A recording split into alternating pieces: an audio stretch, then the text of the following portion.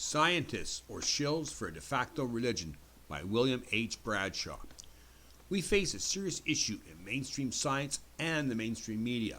The issue is that much of what is being researched and reported or taught is a lie, or at the very least an obfuscation of the truth. Fortunately, there is much information coming to light that will now expose these shills who call themselves scientists, investigative journalists, or the worst offenders, the debunkers who work for some corporation that has a much different agenda than what we have been led to believe. Charles Fort wrote the very first book on anomalistics called The Book of the Damned. In his book, he viewed all mainstream scientists as merely trend followers who believe only in what is accepted and popular. His assertion was that they never really look for the truth that may be contrary to what they believe. He compared these closed-minded scientists to that of religious fundamentalists. He proclaimed that the battle between religion and science is merely a perception or a smokescreen. Charles Fort concluded that science is, in essence, simply a de facto religion. A procession of the damned. By the damned, I mean the excluded. We shall have a procession of data that science has excluded. Charles Fort, Book of the Damned. In my opinion, the name of Charles Fort has now unfortunately become part of this despicable system that he so strongly despised. I am referring, of course, in my opinion only, to the website and the people who operate this website using his name in vain. It appears the shills have taken over his name, but I may be mistaken on this matter. It is also my opinion that Charles Fort was a true scientist, and others professing to be scientists should be ashamed of themselves for perpetuating these lies and acting as a shill for a de facto religion calling itself science. Tobacco scientists in the past wanted you to believe that smoking cigarettes will not cause cancer, but that was discovered to be a lie. This is the smoking gun of shill science. Similarly, big oil and industrialist scientists want you to believe that global warming is not an issue or not happening at all when the evidence states otherwise. We also have big pharma scientists purporting to have some cure for whatever ails you, only discover a few years later that the cure actually kills you. Their approach has no respect for the do no harm adage of the true humanitarians. Closer to my research, I encounter these agricultural scientists who wish to genetically modify plants or animals in order to cut production costs, or merely so that they can patent that particular plant or animal purely for profit. These are scientists that are not on the side of humanity. In fact, seem to want to wish to destroy humanity in some misanthropic fashion. If the science does not suit their purpose, then many scientists simply ignore new research until it becomes impossible for them to continue their ignorance to avoid exposing themselves as frauds.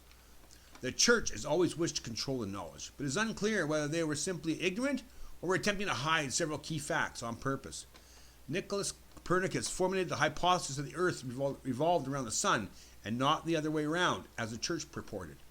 He proposed this theory in his book, De Revolutionibus Orbium Celestium, on the revolutions of the celestial spheres.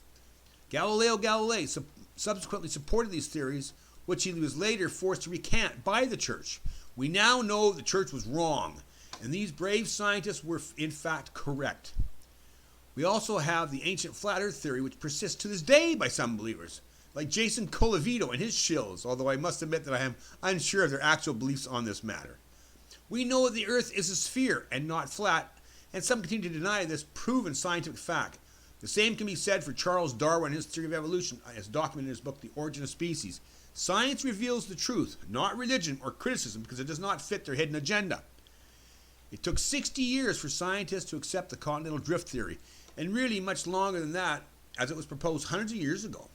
The continental drift theory was developed fully in 1912 by Alfred Wegener, but was originally put forth by Abraham Ortelius in 1596 and had more proponents along the way of science history. The theory was not accepted until 1968, when geophysicist Jack Oliver provided evidence for plate tectonics. His theory then superseded the original theory as it contained more complete explanation of plate tectonics. The tetraploid humans, as described in Secrets of the Pink Kush, were well aware of the continental drift about 11,000 years ago because their own continent, Atlantis, drifted from the middle of the Pacific Ocean between Africa and the Americas to its current position in Antarctica. This apparently happened in a very short time period when earthquakes and floods devastated the continent. It was said that the continent sunk and that only massive amounts of mud were left remaining, which blocked ships from traveling past the Pillars of Hercules. I suspect that there was mud and debris left, but the continent itself moved to its current location in Antarctica and did not just sink. There was massive mountains on Atlantis, such that even if it did submerge, the peaks would still be visible as small islands, but there are none visible.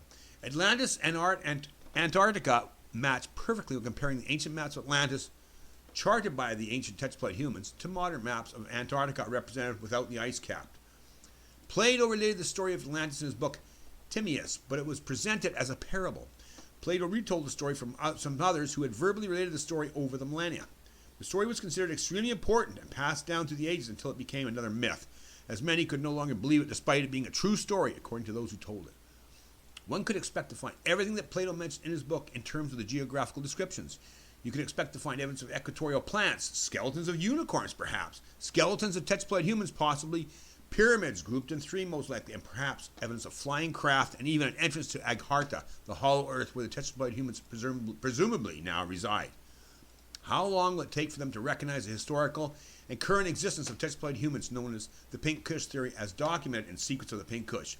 How about the hollow earth theory as proposed by the well-known scientists such as Edmund Halley? We will never be able to prove this theory as long as the U.S. government guards the entrances to this hidden subterranean world below us. It is one thing to be critical or skeptical about the belief in anything unless there is a preponderance of evidence to support this particular theory. I have absolutely no problem with these skeptics. There is, however, another type of person who either knows the truth or is being paid by another to obfuscate the truth. These are known as shills, taken from gambling, and I consider them as traitors to humanity because of their deceit and the problems associated with continued deceit. Please help expose these shills so that humanity can progress beyond the slave and slave-master relationship as we currently have. Knowledge is power, and it is for all who are willing to learn and understand, not just for the elite few known as the illuminated ones. Knowledge is for all, not just a few. Billy Budd.